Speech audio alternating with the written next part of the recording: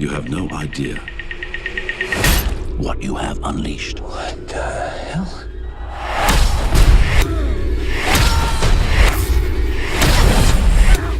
How's it going, everybody? Today I'm reviewing the new film setting up Universal's dark universe, The Mummy. Now, The Mummy stars Tom Cruise, Sofia Boutella, and Russell Crowe, along with a few others along the way, and basically is about Tom Cruise. He's kind of this similar to like a Nathan Drake from Uncharted. He's looking for artifacts and whatnot, but not necessarily doing it the most legal way. But he gets hired to do some job, and they end up getting this tomb, this sarcophagus of this old Egyptian princess, and basically from there she is brought into our modern day world and havoc is set loose. Now, going into this movie, I knew what to expect with this movie. I was hoping for the best because they did show a lot of confidence in trying to set up this whole dark universe where they're going to have your Dr. Jekyll, Mr. Hyde, you're going to have Frankenstein, you're going to have the Wolfman, you're going to have Invisible Man. There's tons of these things, and I think they just announced some more actually this morning of like the Phantom of the Opera and the Hunchback. So they have a big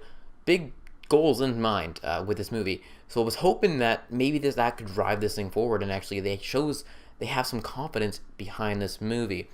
That being said, I think there's fun to be had in this movie.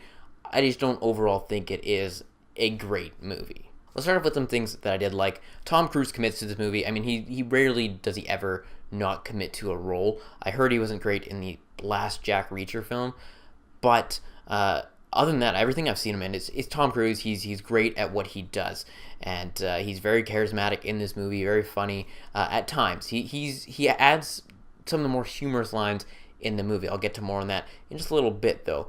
And also the action sequences. I will admit, the action sequences are where this movie does shine. There's quite a bit of them throughout the movie, and I think that those are what really push the plot forward in an interesting way.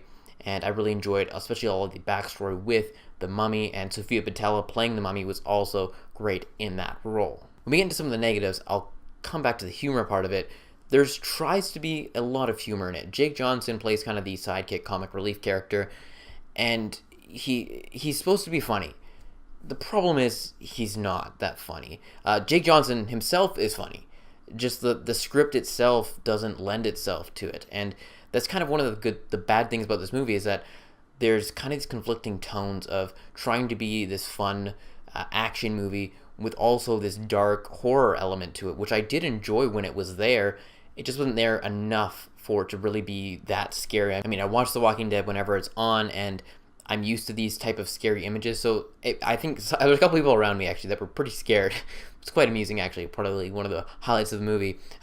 But overall, I don't think it's a scary movie, and I would have liked that more to embrace the horror side of things just a little bit more. There also is some cool things with Russell Crowe's character, but also, again, that links to a negative, is right at the very beginning of the movie, there's this big exposition scene about setting up everything, and I think you could have explained it. It's pretty much a whole flashback thing. I think you could explain that with dialogue in the flashback. I don't think you needed someone to explain it. I mean, we can read subtitles if you want to have it in the Egyptian language and everything like that.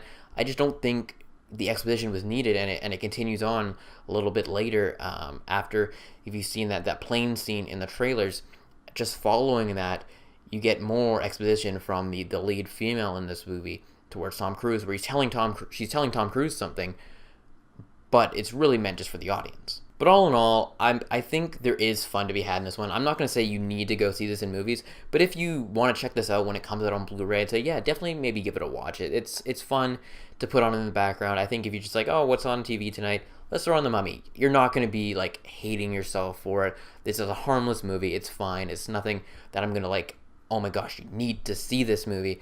But again, there's some fun action sequences throughout it. I'm interested, though, to see how it goes going forward. I wonder how big of an impact the critical reception and money-wise is going to have on the whole Dark Universe going forward. But with that said, I am looking forward to seeing what they have with the Dark Universe going forward.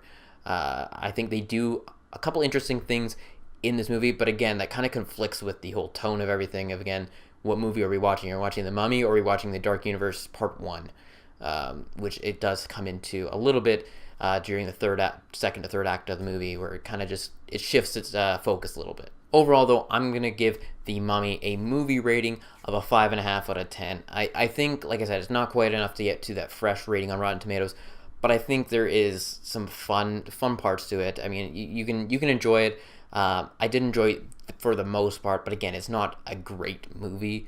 But as my enjoyment rating, I'll give it a 6 out of 10. I mean, I didn't hate it while I was there, so my enjoyment rating is fresh if you want to take that for what it is.